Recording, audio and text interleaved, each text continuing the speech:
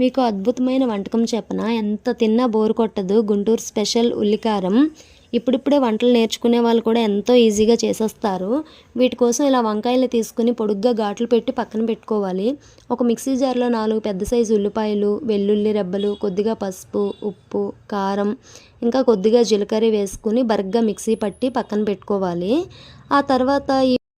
ఆ తర్వాత ఈ కట్ చేసి పెట్టుకున్న వంకాయల్లోకి బాగా కూరేసుకుని వేడివేడి నూనెలో వేసి మూత పెట్టి మగ్గించుకోవాలి. ఒక 5 నిమిషాలు వంకాయలు మగ్గిన తర్వాత మూత తీసి చూస్తే కొద్దిగా మెత్తబడతాయి.